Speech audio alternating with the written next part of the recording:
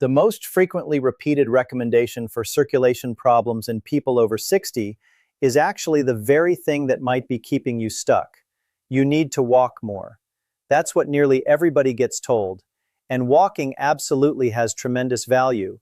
So I want to start there because you should absolutely keep doing it. But here's what's critical. There's one particular mechanism that actually moves blood up and out of your lower legs and returns it back toward your heart. And typical walking doesn't really activate it very much at all. I'm Dr. James Walker. Throughout my career, I've seen countless patients who did everything by the book. They walked daily without fail. They elevated their legs on pillows before bed. They used the compression hosiery their physicians prescribed. Yet they kept coming to see me with feet that felt ice cold, puffed up ankles that worsened throughout the day, that familiar burning sensation in their lower leg muscles, and that unsettling lightheadedness when they stood up quickly. They were putting in the effort, their situation wasn't improving, and they couldn't figure out why. What nobody had ever properly explained to them was this: circulation challenges after 60 aren't just a minor inconvenience you accept. When blood circulation becomes sluggish in the lower extremities, even minor wounds take forever to repair. Small infections can develop. In severe situations, people lose digits or their entire foot. Additionally, it represents one of the earliest indicators that your heart and blood vessel system are facing excessive workload. By age 70, roughly 1 out of every 5 people has what we call peripheral arterial narrowing, basically a reduction in the diameter of arteries supplying the legs. Most individuals with this condition don't even know they have it yet. So this information is genuinely important to understand properly. And before you navigate away assuming you already understand this, move more, elevate, stay hydrated, I'm asking for 3 minutes. Because the explanation for why your feet stay chilled through the night has virtually nothing to do with how many steps you took that day. It all comes down to a particular muscle that most individuals never give a second thought. And the moment you understand how to activate it, the solution becomes far more straightforward than you'd imagine. Let me explain what that muscle is. It's your calf. In medical terminology, we refer to it as the calf muscle pump. Many of us also call it your second heart, and it's actually more than just clever language. Anytime your calf tightens, it presses down on the deep veins sitting underneath the surface of your lower leg and forces blood to move upward against gravity back toward your heart. Tiny directional valves within those veins snap shut after each surge, preventing blood from falling downward. That's the mechanism. That's your second heart activating with each step you take. So what happens to that mechanism once you reach 60? The vein tissue becomes thinner and more elastic. Those tiny valves begin to deteriorate, and your calf muscle shrinks and becomes weaker, particularly if you're sitting for most of your day, which describes most of us. When the pump weakens, blood becomes trapped at your feet instead of flowing upward. Swelling gets worse. Your feet grow colder. Oxygen shortages develop in the skin tissue, and decreased activity makes the pump function even less effectively, causing you to move around even less. It turns into a gradual decline, and many people are somewhere within that cycle without understanding it. But here's genuinely encouraging news. Reversing this isn't determined by your activity tracker. It depends on several targeted movements that physically push blood back upward where it should be. Before I share these movements, I need to mention something essential. What I'm about to demonstrate is a component of a broader system. The small routines that quietly shape whether you're still moving confidently at 80 or using a cane at 70. I've assembled everything I teach my own patients regarding staying powerful and self-sufficient during these years into one complete framework. It's already supported thousands of people in achieving their best life past 60. That complete system is called Stand Strong, the doctor's fall-proof method for life after 70. This book gives you the comprehensive strategy you won't find in a single video. How to truly strengthen your legs, boost your balance, decrease your fall risk, and maintain independence through structured exercises and daily practices. This video shares some of the most critical concepts, but the entire step-by-step system, with progressions and complete routines you can do at home, is in the ebook. Thousands have already purchased it and transformed their mobility.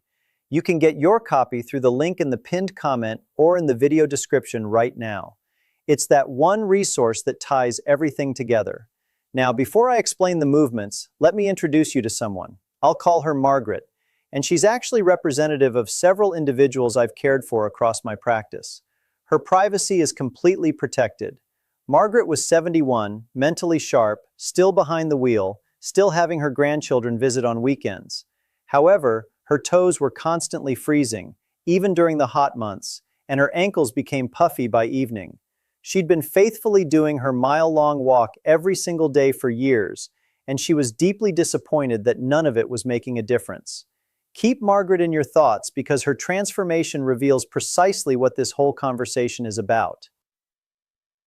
Let's start the countdown at number 5, toe flexing exercises.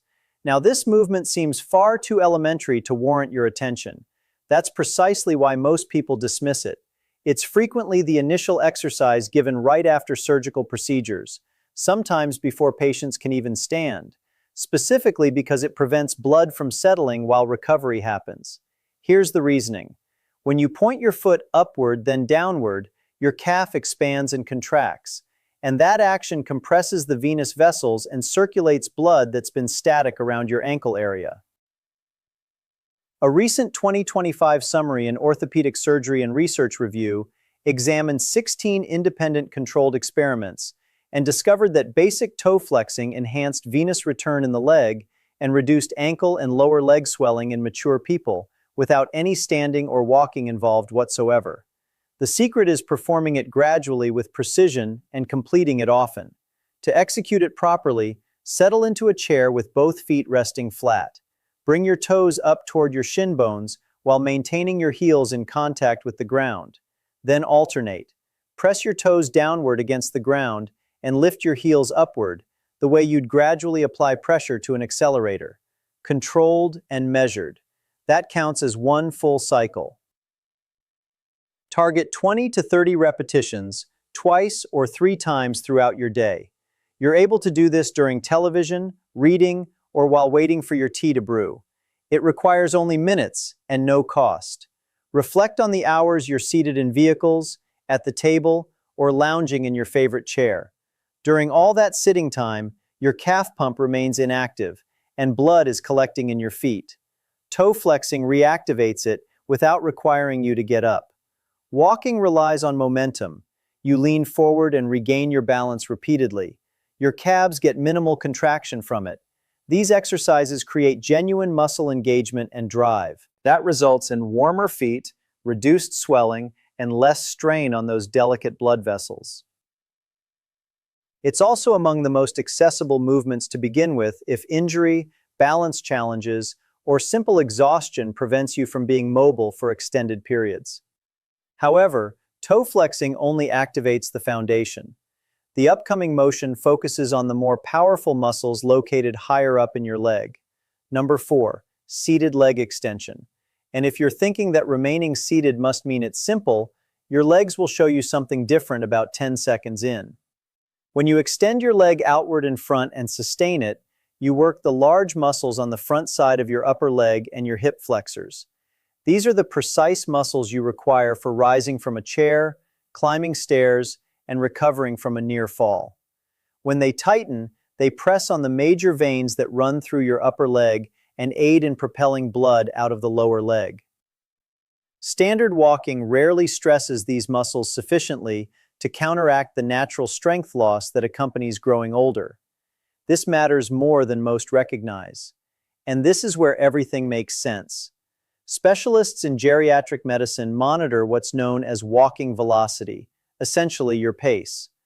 They treat it as your 6th vital sign, comparable to your heartbeat and blood pressure, because your walking speed actually indicates your likelihood of falling, how much autonomy you maintain, and even your projected lifespan. When you start moving slower, it's frequently an initial indicator that you're losing muscular strength. Building the muscles that support your mobility is exactly how you halt that deterioration. So here's the approach. Sit upright in a sturdy seat with your spine flush against the backrest and both feet resting firmly on the ground. Gradually extend one leg straight forward, maintaining your knee as extended as feels comfortable. Keep it stretched for 2 seconds, then gradually lower it without permitting your foot to drop abruptly. That's one complete movement. Perform 10 to 15 reps with one leg, then alternate. Most people miss a crucial detail about your spine. Press it firmly against the chair back so you don't rely on shifting your body or momentum. This requirement forces the proper muscles to perform the work, and that's where the circulation advantage comes from. As it becomes easier, apply some weight. Attach a light ankle weight or place a resistance band around your foot. Even just 1 or 2 pounds makes a noticeable impact. Lower body muscles at any age respond to gentle, progressive resistance, and mature people often see improvements faster than anticipated simply because they're beginning from a lower starting point. This motion develops the strength required for maintaining your walking capacity, and it mobilizes blood through your upper leg in a manner that toe flexing by itself cannot. However, powerful upper leg muscles don't guarantee safety if your stability system isn't functioning properly, which takes us to our next movement. Number 3, the braced calf raise. This motion simultaneously develops both your blood circulation and your stability. Balance represents one of the most important elements determining whether someone preserves their self-sufficiency or gradually surrenders it. Specialists at the National Institute on Aging are explicit about this reality. Maintaining strength in your lower body represents among the most beneficial approaches to protect your movement capacity as you age. To keep standing from your seat, getting off the furniture, and navigating stairs independently. And your calf is absolutely fundamental to that mechanism. Every contraction of your calf presses on those deep veins and propels blood skyward against gravity. Underdeveloped calves let blood accumulate, amplify puffiness, and make your stability reactions slower. Consequently, a small trip becomes much more prone to developing into a dangerous fall. I want to pause briefly here because I have a small request. If you're finding this information valuable up to this point, please tap the subscribe button, give this video a thumbs up, and share in the comments which of these 5 movements you're committing to begin with today. I personally read every comment, and your thoughts directly shape the content I create for you in the future. Now, let's return to your calf. To perform a braced calf raise, position yourself behind a sturdy seat or at your kitchen sink, and position your hands gently on it for steadiness. Position your feet approximately shoulder width apart. Gradually press upward onto your foot balls, lifting your heel as much as is manageable. At the maximum height, remain there for 2 or 3 seconds and keep your gaze directed forward rather than downward at your feet. Then descend gradually, requiring roughly 3 seconds for the return. The controlled speed and that pause at the top represent the genuine effort. They require your calf and balance mechanisms to function together, precisely what your system has to manage when you catch yourself slipping. Start with 10 reps. Gradually increase to 20 or 25 as your capacity improves. In just several weeks, this single exercise can enhance your ankle control, your circulation, and your reaction time all at once. And it achieves all of this without excessive strain on your joints or hips. For many of the individuals I've cared for over time, this particular exercise was the turning point that gave them back their sense of stability. However, supporting yourself on 2 feet is the less challenging version. Our next motion takes away one of those anchors. Number 2, single leg balance hold. Now, before you write off this exercise as only being about keeping your balance and having zero connection to your circulation, let me provide you with a finding that changed my perspective on it entirely. During 2022, scientists in the Journal of Athletic Performance tracked over 1,700 older people through several years. They discovered that people unable to balance on just one foot for only 10 seconds experienced an 84% increase in mortality risk over the subsequent period compared to those who managed it. 84%. And here's what amazes me repeatedly. Among people in their early 70s, less than 50% were able to pass that basic test. A simple 10-second test conveyed more information regarding upcoming health status than nearly any other indicator they examined. You're welcome to attempt this right now, being cautious, with a kitchen sink or sturdy furniture beside you. Stand upright, position one palm close to something secure you could hold if necessary. Raise one foot just slightly, maybe an inch or so off the ground, and notice if you're able to maintain equilibrium for 10 seconds without clutching anything. That's the assessment, and coincidentally, that's also the practice itself. The reason it increases circulation is uncomplicated: timing. The moment you shift your body weight to a single leg, your calf, ankle, hip stabilizers, and abdominal core all have to contract and remain engaged to keep yourself balanced. That continuous contraction keeps your calf pump functioning non-stop, pushing blood forward rather than letting it pool. Basic walking never requires this. You're standing on one foot momentarily before transitioning to the opposite foot. Balancing on one leg maintains the pump in the on position, and this is where circulation improvement and injury prevention become inseparable. When steadiness decreases, people naturally reduce their activity.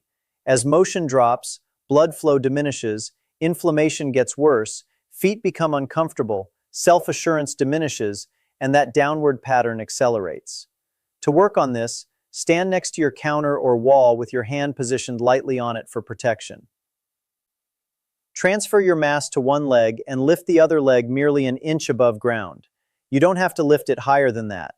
Stand with good posture, concentrate your sight ahead, and refrain from scrunching your toes against the surface. Keep the position for 20 to 30 seconds while continuing to breathe naturally. Then switch to the other foot. That constitutes one full repetition. Begin with 2 repetitions on both sides. As this becomes more manageable, gradually diminish your reliance on your hand support until eventually you're able to hover your hand just above your counter without making contact. That lengthier, steadier contraction keeps circulation flowing properly and retunes your nervous system to respond faster if you lose your footing. Nevertheless, stability on its own won't fully restore proper blood movement. For that, you require the most effective form of the calf pump action, which takes us to our final exercise. Number 1, the sustained calf pump engagement. This is the exercise I mentioned at the start. Once you grasp what's happening within your circulatory system, you'll understand why blood flow programs internationally depend on it almost as much as medications. It resembles the calf raise from number 3, with just one small alteration that makes all the difference: the pause. You rise onto your footballs, and then you simply remain there. Your calf functions as a powerful squeezing apparatus, and maintaining that position keeps that pump maximally compressed long enough to clear accumulated blood around your ankle area and propel it back toward your heart. Toe flexing activates the mechanism. Single leg balancing trains your coordination and equilibrium. Yet this motion circulates the maximum amount of blood and sustains that circulation. The scientific proof exists. In a randomized controlled experiment published in Vascular Surgery Journal, individuals with poor leg blood movement who did an uncomplicated training routine centered on calf presses succeeded in walking substantially further before pain emerged. Their maximum pain-free distance grew by scores of meters, and their overall movement distance expanded by approximately 100 meters without drugs and without any specialized tools. That's your calf pump executing its natural function. Here's how to do it safely. Stand with your hands resting gently on a sturdy chair back or kitchen counter for balance. Keep your feet about shoulder width apart. Gradually rise onto your footballs, lifting your heel as comfortably as possible. Now, remain in that elevated location for 3 to 5 seconds. Continue normal respiration and look forward rather than down. Then descend gradually, requiring about 3 seconds for the movement back down. That represents one full movement. Start with 8 to 10 movements. Progressively build toward 15 or 20 gradually. Execute everything with control. Don't accelerate.